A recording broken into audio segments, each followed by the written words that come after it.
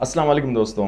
छा खराटा हणणु नॉर्मल आहे या इहो कंहिं बीमारी सबबु सां खराटा वग़ैरह ईंदा आहिनि? अचो त हिन बारे में ॻाल्हायूं। खराटा नॉर्मल बि थी सघंदा, पर अहिड़ा खराटा जंहिंसां तव्हांजी राति जो निंड डिस्टर्ब थी थिए या सुबुह उथो त तव्हांजे मथे में सूरु वग़ैरह पए थो या तव्हांखे गॾो गॾु सुबुह ब्लड प्रेशर चेक कयो था, तव्हांजो ब्लड प्रेशर बि हाई रहे थो, त यकीनन इहे जेके खराटा था हणो था कंहिं बीमारी सबबु आहिनि। अचो त उन बीमारियुनि जे बारे में ॻाल्हायूं त कहिड़ियूं कहिड़ियूं बीमारियूं आहिनि जंहिंजे करे तव्हां खराटा वग़ैरह हणंदा हो। सभिनि खां पहिरियों इहो जॾहिं असांजी नक वारी नलकी आहे नॉस्ट्रल्स जेको पैसेज आहे, अगरि कंहिं हुन में का ऑब्स्ट्रक्शन वग़ैरह थी वञे त हुन में असां खराटा वग़ैरह लॻाए सघूं था।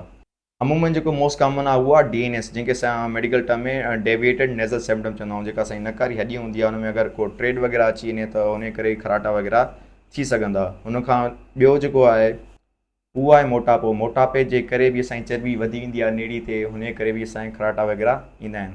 कॾहिं कॾहिं ईअं बि थींदो आहे दोस्तों त राति जो जॾहिं असां सुता पिया हूंदा आहियूं त असांजी जेका ज़ुबान आहे उहा पोइते हली ईंदी आहे, जंहिंसां असांजी जेको नेचुरल पाथवे आहे उहो बंदि थींदो आहे, तंहिं करे बि असांखे खराटा वग़ैरह ईंदा आहिनि।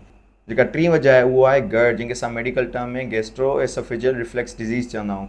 हिन में छा थींदो आहे, जेको असांजी जेका तेज़ाब हूंदो आहे मादे जे, उहो मथे अची करे असांजे थ्रोट निड़ी खे इरिटेट कंदो आहे, जंहिंजे करे बि असां खराटा वग़ैरह लॻाए सघूं था।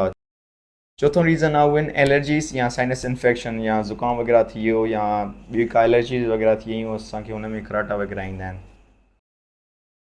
हालांकि इहे सॼा मसइला हिकु ई बीमारी में अची सघंदा, जंहिंखे असां स्लीप एपनिया बि चवंदा आहियूं, जंहिंखे असां सिंधी में इहो चई सघंदा त जेका असांजी साह वारी नलकी आहे काथे न काथे रुकावट अची वञे, भली उहे असांजे जेके मसल्स इन थ्रोट या त उहे काफ़ी रिलैक्स थी वञनि, या असांजा टॉन्सिल्स वग़ैरह हूंदा आहिनि हुन में स्वेलिंग वग़ैरह थी वञे, या ड्रग्स जे करे ब्लॉकेज वग़ैरह थी वञे, स्लीप एपनिया थी वञे। स्लीप एपनिया जे करे असां खराटा वग़ैरह लॻाईंदा आहियूं। So thank U.